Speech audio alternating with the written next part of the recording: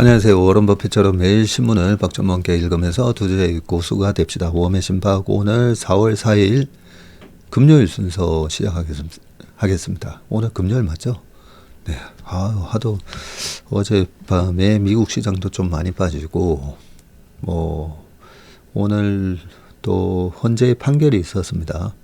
예, 결과가 나왔습니다. 모든 분들이 아시다시피 나왔고 정신없는 그런 하루다 보니까 오늘이 금요일인지도 몰랐습니다. 네, TGIF Thank God It's Friday입니다. 요 댓글 조금만 읽고 기사 읽어보도록 하겠습니다. 오늘 기사는요, 관세 얘기 조금 하고 최근에 이 지브리풍 되게 세계적인 인기지 않습니까? 한번 해보니까 엄청 재밌더라고요. 왜 이 지브리풍에 이렇게 캐릭터를 만들어내는 게 왜 이렇게 재밌을까? 저도 궁금했는데 글로벌 아이 지브리풍 민주주의, 이거 읽어보니까 좀 알겠더라고요. 그리고 영향력 있고 있는 미국의 소프트 파워, 그리고 미국 징집제에 노출된 한국의 대미 투자, 정은경 교수님의 돈의 세계 세 가지 풋과 기대, 그리고 마지막은 2차전지 봄날 오나, 테슬라도 떨어졌는데 장 초반 2차전지주가 강한 이유, 이런 기사들 가지고 오늘 좀 이따가 말씀을 나눠보겠습니다. 자, 그러면 댓글 좀 빠르게 좀 읽어보겠습니다. 너무 아침에 모닝 브리프도 그렇고 웜의 신박도 그렇고 좀 시간을 많이 너무 좀 뺏는 게 아닌가, 항상 그런 좀 죄송한 마음이 있긴 합니다. 또 이양님이 빨리 채슬링 정형외과 가고 싶습니다 하셨습니다. 네, 우리 모닝 브리프부터 해가지고 채슬링 인턴 하시면 저는 스스로 자립을 하실 수 있는 날이 반드시 있을 거라고 생각합니다.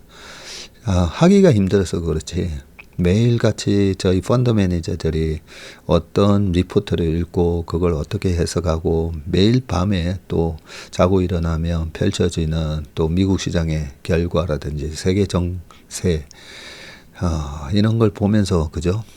투자 의사결정을 어떻게 내리는지 그런 과정들을 과감없이 다 보여드리는 게 우리 채슬링 인턴십이잖아요. 어렵습니다. 그거는요, 내가 정말 야구 선수 되고 싶은데 하면서 두산 베어스라든지 LG 트윈스라든지 그런 프로 야구팀 가서 그 야구 선수들이 하는 축구 선수 다 마찬가지죠. 배드민턴 선수 쇼트트랙 보면 엄청난 훈련을 하잖아요. 그 스포츠로 돈을 벌려면, 프로가 되려면 엄청난 훈련을 하는 겁니다. 그래서 저희가 하는 이런 회의부터 참 많은 자료를 올려드리면서도 좀 죄송스럽긴 한데 이렇게 하고 있다라는 걸 보시면서 정말 내가 중고수가 되고 싶다는 그런 목표를 세우신 분들한테 그 방법론을 말씀드리는 거잖아요. 그죠? 같이 훈련하는 거잖아요. 근데 저희처럼 전업으로 이렇게 하실 거는 아니시기 때문에 옆에서 한 절반, 프로들이 하는 거 한 10%, 20%만 따라 해도 일반인들보다는 훨씬 더 잘하실 수밖에 없습니다. 그리고 계속 이렇게 꾸준히 하시면. 그래서 스스로 부상 안 당하시고 프로처럼 그렇게 투자하실 날이 오실 겁니다.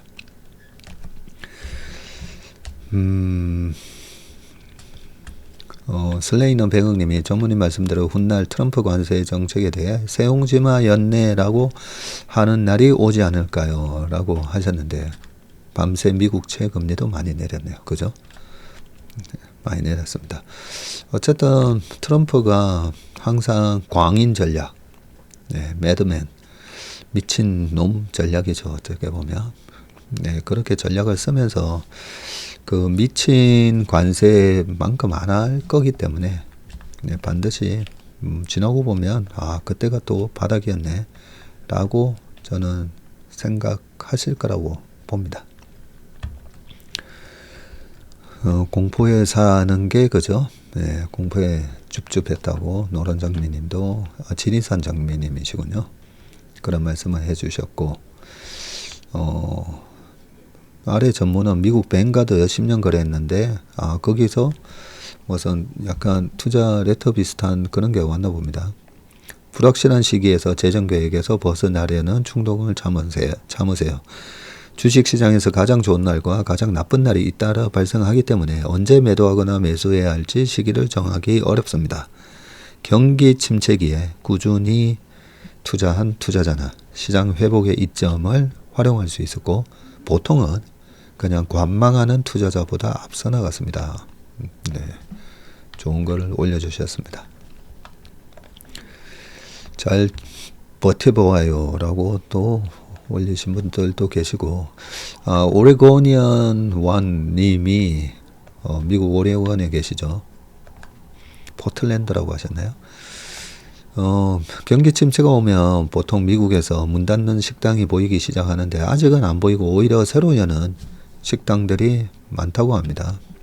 전체적으로 식당 매상은 줄었지만 망하지는 않고 또한 새로 생긴 월세 아파트 바로 세입자가 채워지지 않는 것 같아요. 예, 그런 또 약간 상반된 그런 모습들이 있다고 합니다. 처음 가보는 산을 가이드인 전문인과 함께 가는 느낌입니다. 네. 그래도 저희 아버지께서 백두대간을 찌실 때 제가 들었는데 저는 솔직히 이제 좀 산을 그렇게 좋아하지는 않습니다. 뭐 이렇게 막 스포츠를 좀 좋아하다 보니까 승부 보는 거 있잖아요. 예, 좀 그런 거 좋아하다 보니까 산도 저 산에까지 누가 빨리 올라가는가 내기해 볼까 이러면 다람쥐처럼 올라가는데 혼자서 제가 산을 갔다가 야 과천에 관악산을 갔는데 그거 3번 시도했는데 3번 다 못 올라갔어요. 재미가 없어가지고 올라가면서 내가 왜 올라가고 있지? 이게 참 일체유심조라고 내 마음을 어떻게 먹느냐. 그래서 내 마음을 조금 내 마음이지만 내 마음을 이렇게 다스릴 줄 알아야 된다고 생각합니다. 그 귀찮아서 올라가다 보면 귀찮아서 재미없고 내려오게 되는데 그 딱 내기하는 순간 그냥 관악산 연주원까지 한 30분 만에 올라갔었거든요. 그래서 내가 자꾸만 게을러지고 귀찮아서 안 하고 싶은 나를 나한테 대한 셀프 모티베이션이라고 하잖아요. 네. 그런 우리 몸의 나태함이라든지 우리 마음에도 보면 악한 마음, 선한 마음 다 공존하잖아요. 그 마음을 다스리는 스스로 다스리는 이 방법론이 중요한데요. 저희 아버지께서는 산을 가실 때 그 말씀을 하시더라고요. 예. 선두 대장이 계시고요. 후미 대장이 계신다고 합니다. 뒤에 이 아마추어 산악인들이 잘 쫓아오고 있는지 앞에서 리드를 하는 대장님 계시고 제일 뒤에는 혹시 낙오되는 분이 계실까봐 또 후미 대장이 계신다고 합니다. 저희가 그런 우리 채슬리의 임직원들이 선두대장, 후미대장, 또 낙오 되시는 분 없도록 후미대장까지 하는 그런 역할을 할 수 있도록 하겠습니다. 지금 보면 참 이 어려운 시기를 또 막 겪고 있는 거잖아요. 결국은 시장은 뭐 S&P 500이든 나스닥이든 우상향인데 이렇게 막 시장이 가파르게 떨어질 때는 야 이거 뭐 절벽 아닌가 싶기도 하고 왜냐하면 산은 앞으로 올라갈 내가 어디까지 올라갈지 보이잖아요. 그게 보이는데 주식은 이게 올라가는 산인지 내려가는 산인지 모르다 보니까 저처럼 한 31년 하다 보면 어차피 올라가는 산인데 네. 근데 중간중간에 이렇게 확 이렇게 또 내리막이 급한 이런 게 있는지 가끔씩 이제 절벽도 나오고 그죠? 네, 그런 걸 몰라서 그렇지. 어차피 올라가는 산 뻔하잖아요. 너무 S&P 500이든 나스닥이든 어차피 우상향해서 올라가는 산인데. 그리고 투자는 싸게 사면 싸게 살수록 좋은 건데 고점 대비 30%면 저는 그냥 한다고 했잖아요. 저희 고객분부도 어제 막 시간에서 급락하고 본장 열렸는데도 그냥 막 그 고점 대비 막 30%, 40%, 55%까지 빠져 있는 그런 주식 중에 최근에 실적 좋았던 애들 막 제가 사시라고. 근데 사는 게 맞냐 그러시는데 100에서 50이 되면 50%까지 했지만 이 50이 다시 100이 되면 100% 수익 난다고 했잖아요. 근데 어떤 분들은 그 50이 다시 100 되려면 100%가 수익을 내야 되는데 내가 100% 수익을 만들어내려면 뭐 트레이딩으로 그죠? 트레이딩으로 막 사고 팔고 해가지고 100% 만들어내려면 어려운 거지만 다시 100을 회복할 주식 같으면 그냥 70, 60, 50에서 사면 돼요, 그냥. 그러면 다시 100 갈 거니까. 그러면 60에서 100을 가면 67% 수익이 나는 거고, 그죠? 70에서 100이 가면 뭐 42% 정도 수익 나는 거고, 50에서 100 가면 100% 수익 나는 거기 때문에 그래서 제가 이 떨어지는 장을 되게 좋아합니다. 그것도 다른 주식은 다 올라가는데 내 종목만 떨어지면 좀 겁이 나는데 이유가 있잖아요, 지금. 트럼프의 관세 뭐 어쩌고 하면서 또 외생적 변수잖아요, 그죠? 네, 그런 걸로 인해서 이렇게 시장이 급락하면 또 저한테는 좋은 매수 기회네 이렇게 생각을 하게 됩니다.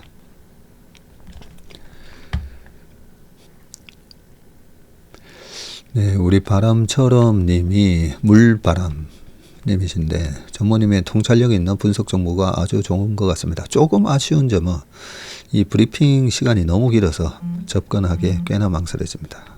이로 인해서 많은 날을 다른 동영상으로 대체하는 편입니다. 네. 20-30분 정도의 사이즈면 매일 빼먹지 않고 들을 수 있을 것 같습니다. 라고 해주셨습니다. 그게 저도 좀 딜레마였는데 제가 내린 결론은요. 우리 인턴 분들도 마찬가지고 아침에 모닝 브리프도 마찬가지고 일단은 고퀄리티의 뷔페를 차려놓자. 뷔페를 차려놓으면 그거 다 먹으려고 들어와서 하다 보면 뷔페에 배 터지게 너무 정말 배가 터지죠. 그래서 뷔페를 좀 오래 다니신 분들은 저기 뷔페는 뭐 대게가 맛있어. 아니면 저기 뷔페는 회가 진짜 맛있어. 아니면 저기 뷔페는 그 스테이크가 진짜 맛있어. 그래서 그것만 이제 골라 먹잖아요. 아니면 그러니까요. 조금씩 드시기도 하고 하는데 좀 다니다 보면 여기는 이게 맛있어 하면서 그것만 골라 먹게 됩니다. 그래서 저희는 전략이 그냥 뷔페 30만 원, 50만 원, 100만 원짜리 뷔페 쫙 그냥 깔아놓고 어떤 분들은 국내 것만 듣고 나가시고 어떤 분들은 또 미국 것만 듣고 나가시고 어떤 분은 또 우리 왕 차장 얘기 듣고 나가시고 네, 그렇게 하고 있습니다. 모험의 심박도 마찬가지입니다. 어떤 분은 앞에 제가 이렇게 이 삼천포 얘기 막 하는 거만 또 듣고 나가신다는 분도 계시고 하니까요. 골라서 드시길 바라겠습니다.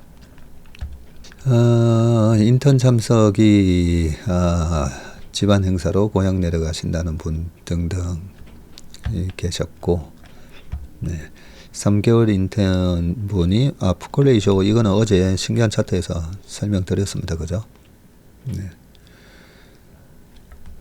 그리고 S&P 500 기준 30% 하락에 대비해야 된다. 이런 얘기도 해주신 분들도 계십니다. 그래서 혹시 그런가 하고 여러 가지 분석을 하고 있습니다. 공포에서 조금 벗어났을 때 그때 사도 늦지 않아요 라고 또 해주셨습니다. 맞습니다. 바닥 짚고 이 돌아서는 거 보고 사도 늦지 않는데, 저 같은 경우에는 막 이 툼에 나올 때, 그럴 때 내 주식 좀 제발 사줘 이럴 때 좀 도와주는 마음으로 보통 이래 저는 떨어질 때 잘 사고요. 또 막 이래 흥분해서 과열될 때 좀 잘 팔고 약간 그런 스타일입니다.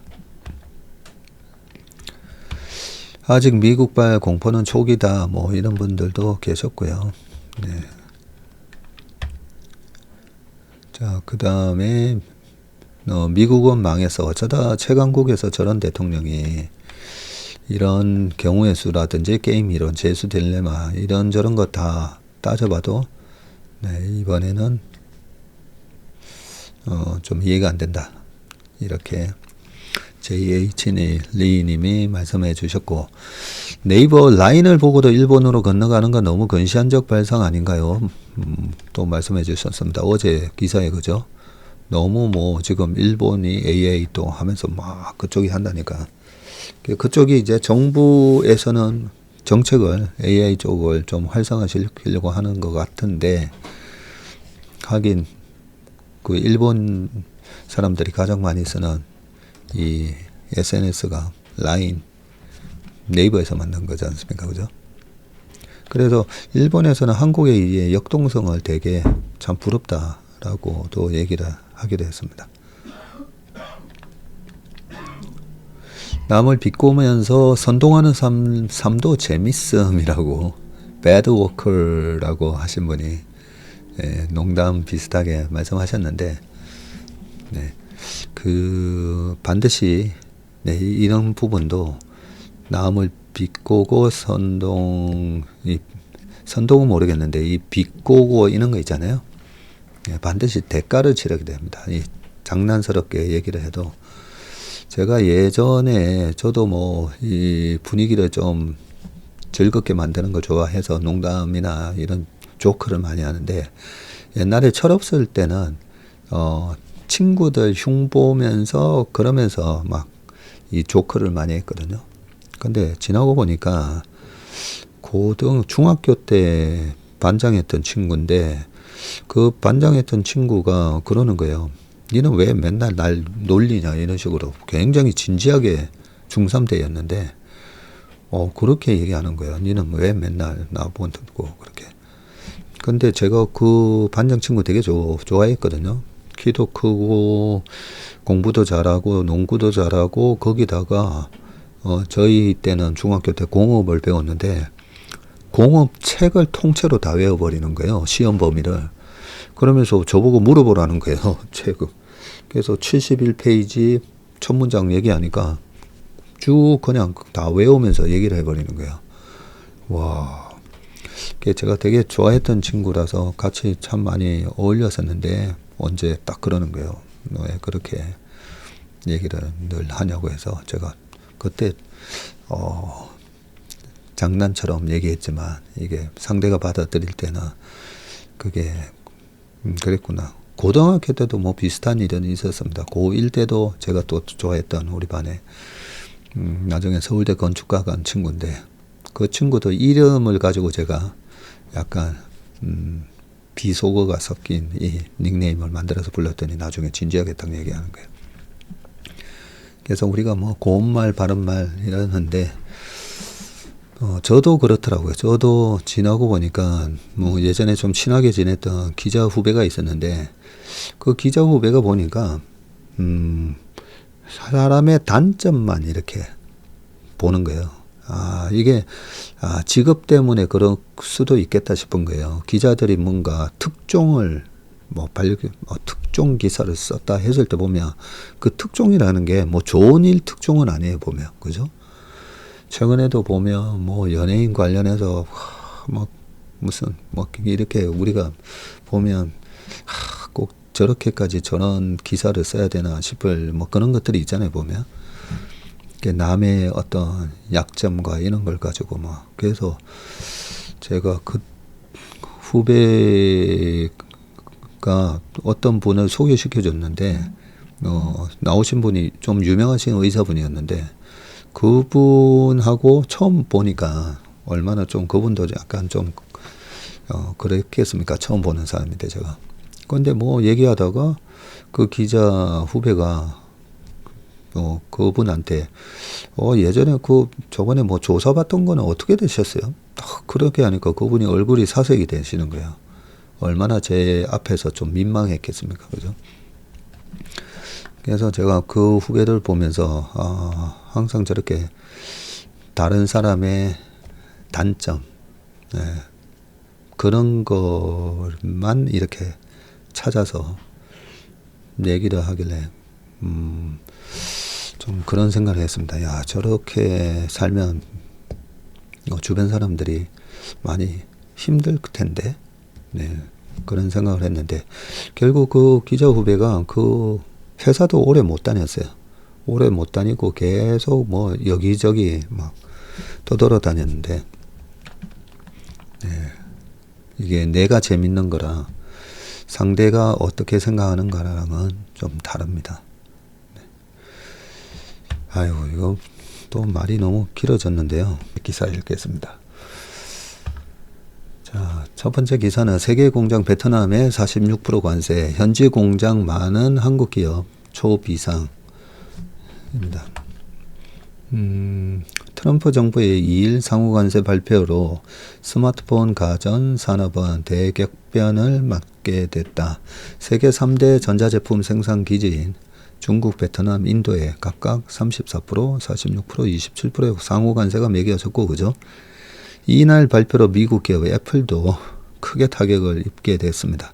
아이폰의 90%를 중국에서 생산하는데 중국은 기존 관세 20%에 대해서 또 총 54%의 관세 폭탄을 맞게 됐고, 뉴욕타임즈는 이날 애플의 연간 비용은 85억 달러, 12조 4,800억 원을 증가한다고 되죠. 내년 수익의 7% 줄어들 것이라고 보도했다. 자, 비용이 12조 5천억이 늘어나면 애플이 PR이 30배잖아요. 그러면 10배 하면 120조. 30배 하면 저기가 380조 되겠나? 거의 뭐 400조. 그러니까 시총이 400조가 날아가는 게 맞아요. 그러니까 지금 어제 보던 시총이 한 4천조 하다가 10% 이래 빠지는 거죠. 세계의 공장 베트남에 생산 기지를 둔 한국 기업들은 발등에 불이 떨어졌다. 삼성전자 스마트폰이 입을 타격도 만만찮다. 삼성은 베트남에서 전체 스마트폰의 절반가량을 생산한다. 인도는 삼성 스마트폰 생산 기지 중 두 번째 규모이지만 인도 시장에 맞춰 중저가 폰을 생산하고 물량 대부분을 인도에 공급한다. 전자는 경북 구미 공장에서 갤럭시 S와 Z 같은 주력 스마트폰을 생산해서 국내 시장에 판매하고 일부는 미국으로 수출하고 있군요. 가전 수출은 상대적으로 한숨 돌렸는데 삼성전자와 LG전자는 미국 수출용 TV 가전 생산 기지로 가까운 멕시코를 활용해 왔는데 멕시코는 이번 상호관세 부과 대상 국가에서 빠졌네요. 전자업계 관계자는 어느 회사가 더 타격을 입느냐는 것도 중요하지만 제품 가격 인상으로 인한 소비 심리 위축이 더 큰 고민이 될 것이라고 했습니다. 파이낸셜 타임즈는 일본 게임 업체 닌텐도가 미국으로 수출하는 닌텐도 기기 생산 공장을 중국에서 캄보디아, 베트남으로 옮긴 상태인데 이번 관세 여파로 닌텐도 게임 기기 값이 급등할 수 있다고 짚었다. 캄보디아는 동남아 국가 중 가장 높은 상호관세가 매겨졌다. 라고 되어 있습니다. 지브리풍 민주주의. 네. 지브리 열풍과 관련해서는 이미 여러 이야기가 쏟아지고 있지만 그래도 한마디 보태보려 한다. 챗GPT가 그려주는 이 지브리 스타일의 이미지들 말이다. 지브리는 원래 사하라 사막에 부는 열풍을 뜻하는 이탈리아 말이다. 아, 그래요?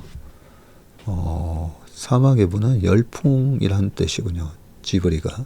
대중들에게는 이 미야자키 하야오 감독의 작품을 만든 일본 애니메이션 제작사 더 유명하죠. 저도 그렇게 알고 있었는데 챗GPT에는 이미지 변화가 가능한 여러 화풍이 있는데 그런데도 이른바 지브리풍이 그 이름 뜻 그대로 유별난 열풍을 일으키는 건 왜일까? 그러니까요.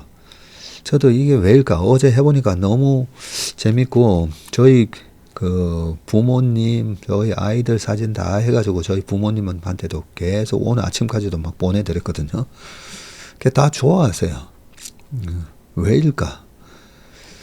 자, 때 묻은 어른의 세계는 감히 탐할 수 없는 순수함이 지브리의 독보적인 화풍에 담겨 있기 때문일 것이다.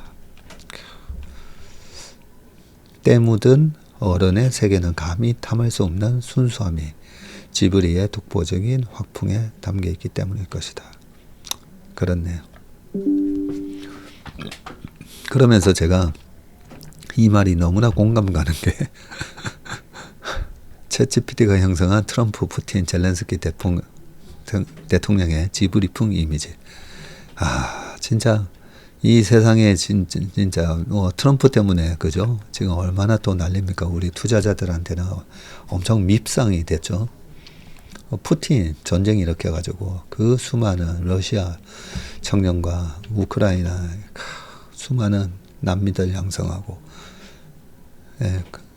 사실 때가 묻었다고 하면 그죠? 정말 그런 사람의 이 사진을 지브리풍으로 이렇게 그리니까 너무 평화롭지 않습니까? 그죠? 지브리 열풍을 둘러싼 가장 뜨거운 이슈는 물론 저작권 문제겠지만 워싱턴에서 취재하는 입장에서는 좀 다른 측면에서 이 현상을 바라보게 됐다. 소셜미디어 계정에 오르내리고 있는 트럼프를 지브리풍으로 바꾼 이미지들 덕분이다. 일례로 지브리풍 트럼프는 세상 순수한 얼굴로 우크라이나 대통령에게 미소 짓고 있고 역시 독재자 특유의 표독스러움이라고는 찾아볼 수 없나. 지브리풍 푸틴은 아이 같은 표정으로 트럼프의 이야기에 귀를 기울이는 모습이다. 강대국들이 광물과 영토를 노리며 우크라이나를 압박하고 있는 현실과는 너무나 동떨어진 기이한 순수함이다. 민주주의를 지브리풍으로 그려본다면 이런 이상적인 이미지일까? 아닌 게 아니라 현실 세계 속 트럼프식 정치와 행정은 순수 민주주의와는 서먹한 사이처럼 보인다. 순수보다는 술수에 가깝다고 해야 할까? 그러게요. 미친놈 전략 이런 게 다 술수죠.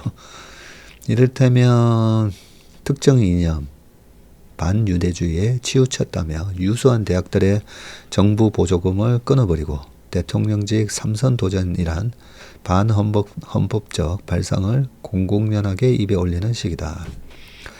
민주주의는 시민이 주권자인 세상을 꿈꾸는 순수함이 빚어낸 정치체제다. 표현의 자유와 헌법 수호는 그 근간이다. 그러나 미국을 비롯한 몇몇 공화국의 정치 지도자들은 그런 민주적 가치를 훼손하고 있다는 비판에 직면해 있다. 그리고 제일 밑에는요.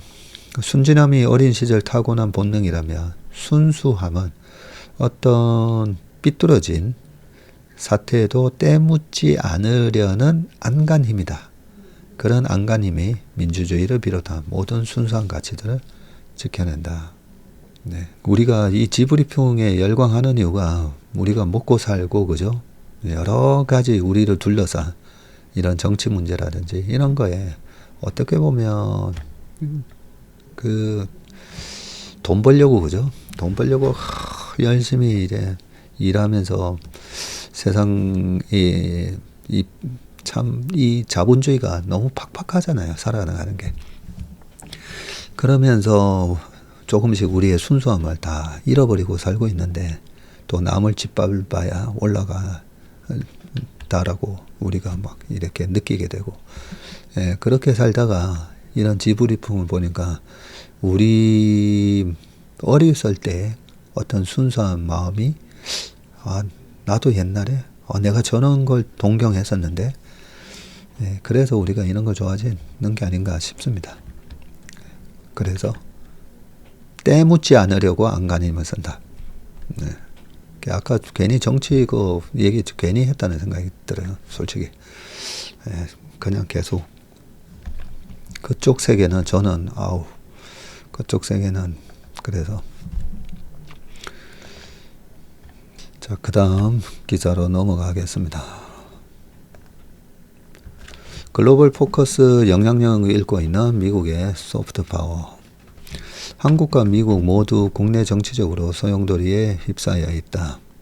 트럼프 2기 정부는 미국 현대사에 전례 없는 파괴적인 출발을 보여주고 있는데 트럼프 대통령과 일론 머스크 정부 혈부 특별 고문이 빨리 가려면 파괴하라 라는 실리콘밸리의 모토를 추구하며 기존 제도 정책 규범에 대해 전방위적으로 공격하자 의회, 법원, 언론과 국민은 망연자실한 모습이다. 트럼프의 행보가 법적, 도덕적으로 정당화될 수 있는지에 관심이 쏠려 있는데 CRINK, 크링크, 중국, 러시아, 이란, 북한 국가들이 미국에 도전하는 상황에서 트럼프의 충격과 공포 같은 국정 운영 방식이 미국의 힘을 심각하게 훼손하는 결과를 초래하지 않을지 전략가들은 우려한다. 이게 뭐죠? 쌀인가요? 원조 USA 되니까 어디 원조 밀이나 쌀 보내주는 것 같아, 그죠? 대규모 정부 예산 삭감 흐름 와중에도 미국 의회는 군 예산을 증액했습니다, 그죠? 국방부는 유럽에 주둔하는 군보다 아시아에 주둔하는 해군과 공군력에 집중하고 있고요. 이는 아시아에서 미국의 하드파워가 중대할 것이라는 뜻인데, 그러나 아시아에서 미국의 경제 외교와 소프트 파워는 힘을 잃고 있고요. 머스크는 정책에는 무지하지만 알고리즘에는 강한 소프트웨어 엔지니어들을 재무부에 파견해 모든 정부 부처와 비영리 단체 예산을 중단시켰고요. 실제로 개혁이나 규모 축소가 필요했던 극히 일부 조직을 제외하면 많은 경우 갑자기 예산이 중단되면서 큰 타격을 받습니다. 여기에는 미국 국제개발처, 미국 민주주의 기금, 아시아 방송, 교육부의 국제교육기금과 WTO와 같은 국제기구에 대한 지원이 포함되고요. 더 많은 기관과 조직이 타격을 입을 것이다. 소프트 파워라는 개념을 만든 조지프 나이 하버드대 교수는 지금 상황을 미국 소프트 파워의 종말이라고 명명을 했고요. 월스트리트 저널도 자유아시아 방송은 살려야 한다는 사설을 실었으며 미국 의회는 민주주의 기금 예산을 다시 살리기 위해 노력하고 있다. 하지만 이미 많은 기관은 직원을 해고해야 했고 앞으로 많은 기관이 사라질 것이다. 정부 혈부는 중국, 러시아가 허위 정보와 부패 그리고 1:1로 기금을 이용해 아시아에서 입지를 강화하도록 길을 열어줄 수도 있다.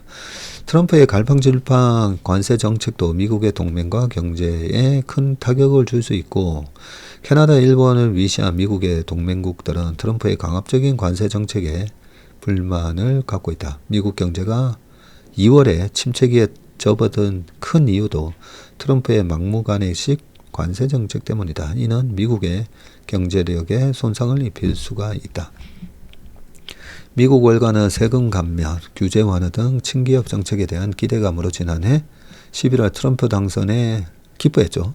미국인들은 경제에 투표했고 미국의 소프트 파워 회복을 어느 정도 희생하더라도 트럼프 2기 정부에서 경제 회복을 기대했는데 관세 정책 등 트럼프의 정책이 물가 인상을 촉발하면서 미국 내 여론이 좋지 않다. 19세기 오토폰 비스마르크 독일 제국 초대 총리는 미국을 유약한 이웃 국가와 넘치는 자원으로 신의 축복을 받은 특별한 섭리라고 표현을 했고요. 그러나 2차 세계대전과 한국전쟁에 참전해서 자유를 위해 싸운 미국이 단지 운이 좋아 지금의 위치에 섰다고 생각한다면 오산이다. 중국은 강력한 전략 경쟁국인데 내부적 모순으로 가득한 트럼프 2기 정부의 국가안보 라인이 이견 없이 하나로 뭉칠 수 있는 지점은 아시아의 미래를 규정짓는 미중 전략 경쟁에서 승리하는 것이고, 전략 경쟁에서 필수적인 개발과 민주주의 분야의 주요 도구를 제거하고 있는 머스크의 정부 효율부는 예외겠지만 말이다. 마코 루비오 국무장관 등이 아시아에서 미국의 효율적인 전략 경쟁에 필요한 자원 통제권을 되찾을 수 있을지가 관건인데, 미국 정치 특성상 여론조사에서 인기 없는 머스크는 자리를 오래 유지하지는 못할 것이다.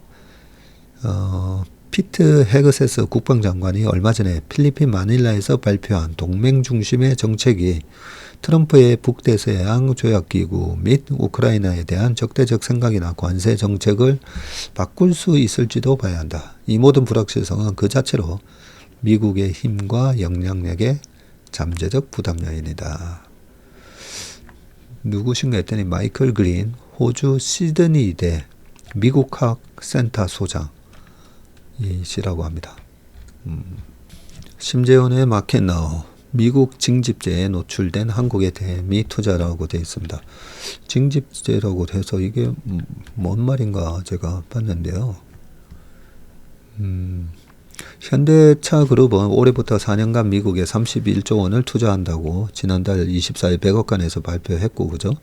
알라바마와 조지아에 포진한 기존 생산 공장을 공격적으로 확장하고 루이지애나에 전기로 제철소도 건설할 계획인데, 미국 정부는 이번 투자로 루이지애나에서 1,500개 이상의 양질의 일자리가 창출된다고 강조했습니다. 현대차 그룹은 미국 현지에서 자동차, 부품, 물류, 절강, 그리고 미래산업, 에너지 부분에 과감히 투자함으로써 연간 120만 대 생산 체제를 구축하는 한편, 완성차와 부품사 간의 공급망 강화에 초점을 맞췄고, 미 언론은 이번 투자가 한국과 미국의 경제 활성화를 촉진하고 양국 간 경제 협력이 더욱 확대될 것이라는 장밋빛 전망을 쏟아냈다. 제가 방금 이 부분을 읽다가 갑자기 든 생각이, 이렇게 정의선 회장께서 백악관에 발표할 때 옆에 이렇게 서가지고, 그죠? 와, 옆에서 막 땡큐 하고 되게 호의적으로 저걸 했었잖아요. 그래서 어떻게 봅니까? 바이든 정부에서는 미국의 일자리를 만들고 미국 경제를 활성화시키기 위해서 보조금, 여러 가지 칩스법부터 해가지고 여러 가지 법을 만들어서, 자, 미국에다가 공장 지으면 우리가 이렇게 보조금 줄게. 돈을 주면서, 사실 그 미국이 인건비가 비싸다 보니까 아무래도 뭐 베트남이나 저기 캄보디아나 중국에서 만드는 게 훨씬 더 싸잖아요. 근데 미국에다가 공장을 차리라고 하려면 그렇게 보조금 주는 거잖아요. 아, 보조금 줄게. 그래, 이 돈 받아서 하면 그 원가가 좀 높아서 좀 힘든 부분이 보조금으로 좀 이렇게 상쇄되잖아. 이런 식으로 유인책을, 당근을 줘서 미국에다가 투자를 하게 만들었다면, 트럼프는, 그러니까 손 안 대고, 트럼프가 늘 얘기하는 게 그거잖아요. 싸우지 않고 이기는 거. 손 안 대고 코 푸는 거. 그래서 관세, 트럼프는 관세를 우리가 이렇게 때릴 거니까, 엄청난 피해를 줄 거니까 미국에 공장 지어. 결국은 바이든 정부나 트럼프 대통령이나 똑같이 미국에 공장을 짓게 하는 게, 일자리를 창출하게 하는 게, 그게 목적인데 방법이 좀 다르구나. 네, 트럼프는 돈을 안 쓰고 싶은 거죠. 손 안 대고 코 풀고 싶어. 네, 그게 목적이구나. 갑자기 그런 생각이 좀 들었습니다. 이 징집제가 뭔지 밑에 나옵니다. 많은 서초동 변호사들과 광화문 국제통상 전문가들이 우려의 목소리를 내며 단단히 준비하는 분위기인데, 우리 법조계가 긴장하는 이유를 요약하며 미국 사법 시스템에서 활발하게 작동하는 이 징집제에 대한 우려인데, 징집제는 징벌적인 손해배상, 여기서 징자, 징벌적인 손해배상, 예. 그리고 집단소송, 그리고 제조물 책임제, 예, 첫 글자를 딴 약어다라고 되어 있습니다. 징벌적인 이 손해배상과 집단소송, 그리고 제조물 책임제. 우리나라에는 없거나 명목상으로만 존재하는 징집제가 미국에서는 기업을 상대로 한 거의 모든 민사소송에서 적극적으로 활용되고 있고, 특히 실질적인 손해배상의 몇 배에 달하는 징벌적인 손해배상은 물론 풍부한 법률 지식과 조직화된 단체 행동으로 무장한 미국 소비자들이 제기하는 사안별 집단소송은 피고 기업의 파산을 포함해서 치명적인 영향을 미칠 정도로 위력적이다. 게다가 미국에 투자한 우리나라 기업들이 대부분 제조업 기반이라는 점은 원고 측에 절대적으로 유리한 증거 개시 제도, 원고와 피고가 서로 관련 증거를 공유하는 제도를 활용할 수 있는 미국의 제조물 책임 소송의 쓰나미에 노출될 가능성을 더욱 높인다는 우려를 낳고 있다. 미 정부의 전방위 관세 정책과 보복적 무역 장벽에 대응하는 자구책으로 우리 기업들은 조 단위의 투자를 결정하고 있다. 선택의 여지가 없어 보이며 주사위는 이미 던져졌다. 미국 기업들이 징집제에 대응하기 위해 발전시키고 내재화한 소송 대응 준비 상시화 시스템을 포함한 전사적이고 체계적인 소송 대응 준비와 짜임새 있는 리스크 관리 전략이 필요한 시점이다. 미국에 투자하는 수십조 원의 자금은 공장 건설을 위한 벽돌 장비 시설, 인건비에만 쓰여서는 안 되고 미국으로 옮겨간 우리 국부와 기업의 미래 이익을 보호하기 위해 소송 대응 및 리스크 관리 시스템 구축에도 적극적으로 투자해야 한다. 이런 거 보면 이 현대차 그룹이 참 보면 옛날에는 현대라는 그룹의 이미지가 좀 우직하고 그죠? 네. 또 어쩜 좀 우리 대한민국 이 민족을 좀 위하고 그렇게 이렇게 막 발빠른 이런 이미지하고는 좀 달랐는데, 정인선 회장님은 그 옛날 정주영 회장님 시절부터 내려온 이 현대 문화의 플러스 굉장한 좀, 원래 뭐 정주영 회장님이 워낙 추진력은 좋으셨는데 그 추진력과 플러스 좀 발빠른 대응을 잘 하시는 것 같아요. 딱 트럼프가 내가 원하는 게 뭔지 그걸 갖다가 딱 해준 거잖아요, 이번에. 자, 조은경의 돈의 세계 칼럼입니다. 세 가지 풋과 기대라고 되어 있거든요. 미국 주가가 2월 고점에서 급락해서 월가는 트럼프 풋을 고대하고 있는데, 미리 정한 가격에 자산을 매도할 수 있는 이 권리인 풋 옵션이 자산 가격 하락 위험을 막는 것처럼 트럼프 대통령이 말 한마디 잘 해줘서 증시가 오르기를 간절히 원하고 있다는 말입니다. 네, 저도 트럼프 풋을 고대하고 있습니다. 물가 안정을 중시하는 트럼프 대통령에게 주가 상승은 최우선 정책이 아닌데, 미국의 기대 인플레이션이 높아지고 경기 둔화 가능성이 제기되는데 2월 에너지와 식료품을 제외한 근원 개인 지출 소비자 지수 PCE 상승률은 2.8%로 전망치를 0.1%포인트 웃돌았고요. 스태그플레이션 우려가 제기되는 가운데 올해 미국 경제 성장률도 1.7%로 하향 조정됐습니다. 트럼프 2기 행정부는 경제가 정부 지출에 중독됐다고 본다고 했고요. 정부 의존성을 없애는 해독 기간이 필요해 트럼프 풋은 없을 거란다. 페드가 3월 기준금리를 동결했고 시장은 올해 금리 인하 2회를 여전히 기대하면서 이 월가의 양적 긴축 축소 결정을 반겼고요. 유동성 공급으로 시장이 조금이라도 나아질 것을 기대하는 월가 유동성 중독자들은 약소한 파월 풋에 조금 위안을 얻었다. 페드는 4월부터 월 국채 상환 한도를 250억 달러에서 50억 달러로 축소를 했죠. 일본 물가는 주요 7개국 중에서 가장 높은데 2월 소비자 물가가 3.7% 올랐고요. 지난주 우에다 가즈오 일본은행 총재는 식품 가격 상승이 계속돼서 경제 전반으로 확산하면 금리 인상을 고려해야 한다는 입장이다. 그럼에도 10년물 국채금리 추이를 보며 장기채를 사서 국채시장에서 장기채 금리를 낮추고 엔화가 급격히 상승하는 것을 방지하려 한다. 소위 우에다 풋은 엔캐리 트레이드가 급격히 청산되는 것을 우려하는 투자자에게 안도가 된다. 정치적 불확실성이 지속되고 있는 우리 경제에 제대로 된 정책 결정자의 풋은 언제쯤 나오려나. 헌법재판소 결정이 내리지만 많은 불확실성이 사라지기를 학수고대한다. 라고 하셨습니다. 그래도 미국 시장이 이렇게 많이 빠지는 것에 비해서는 우리 시장이 이틀 연속 그죠? 잘 버티고 있습니다. 자, 마지막 기사입니다.